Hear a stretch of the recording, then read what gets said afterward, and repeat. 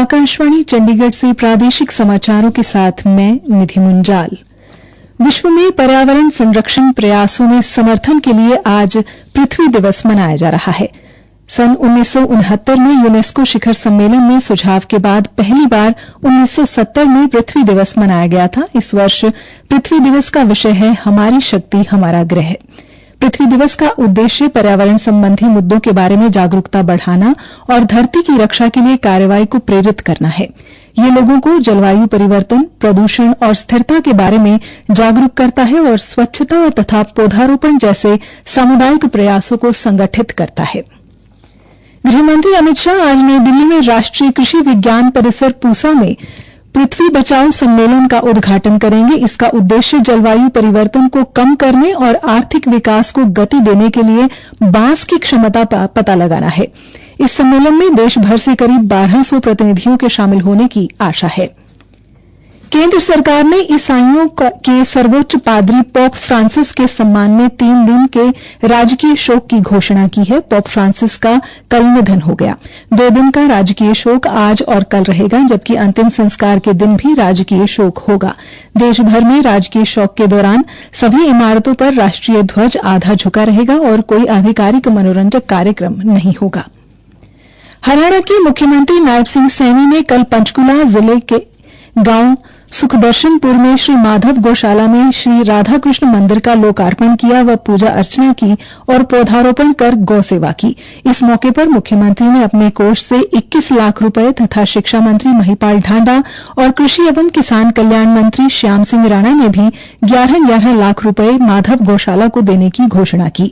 इस अवसर पर अपने संबोधन में मुख्यमंत्री नायब सिंह सैनी ने कहा, यह गौशाला इस परंपरा का कोई संजीव को बनाए रखने में ये महत्वपूर्ण भूमिका अदा करे। गौशालाओं को आर्थिक सहायता, चारा और चिकित्सा सुविधाएं उपलब्ध कराने के हेतु विशेष योजनाएं लागू की है। गौवंश की सुरक्षा के लिए सख्त कानून भी हमारी सरकार ने बनाए हैं।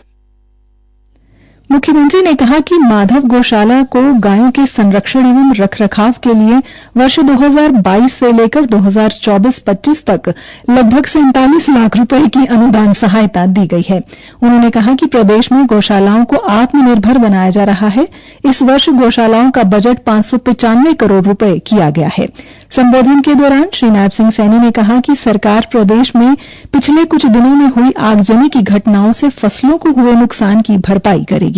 उन्होंने बताया कि अभी तक लगभग 801 एकड़ में फसल को नुकसान होने की जानकारी मिली है। मुख्यमंत्री ने कहा कि उपायुक्तों को निर्देश दिए गए हैं कि वे इन घटनाओं की रिपोर्ट लें और नुकसान का आकलन करें। इसके अलावा कुछ स्थानों पर किसानों को पशुधन की हानि या कोई अन्य नुकसान भी हुआ है तो उसकी भरपाई भी सरकार करेगी। हरियाणा प्रदेश को नशा मुक्त बनाने के संकल्प के साथ निकाली जा रही साइक्लोथॉन को पूर्व राज्य मंत्री सुभाष सुधा ने आज कुरुक्षेत्र जिले के गांव पिंडारसी से कैथल जिले के लिए रवाना किया। इस अवसर पर श्री सुभाष सुधा ने कहा कि प्रदेश को नशा मुक्त करने के लिए हर व्यक्ति को बिना डर के आगे आना होगा और जो भी व्यक्ति नशा बेचने वालों में शामिल है उनकी जानकारी पुलिस को देनी होगी। इस दौरान युवाओं ने नशा न करने और दूसरों को नशा न करने के लिए प्रेरित करने का संकल्प लिया। कल साइक्लोथॉन ने अंबाला से कुरुक्षेत्र जिले में शाहबाद विधानसभा के गांव खानपुर जाटा में प्रवेश किया था। अभी अभी जानकारी मिली है कि साइक्लोथॉन कैथल जिले के गांव पबनावा से कैथल जिले में प्रवेश कर गई है। जिले से हजारों की संख्या में लोग, विशेषकर युवा, पूरे जोश और उत्साह के साथ साइकिल यात्रा में शामिल हुए। पुंडरी से भाजपा विधायक सतपाल जांबा और गांव वासियों ने गांव पबनावा में यात्रा का स्वागत किया।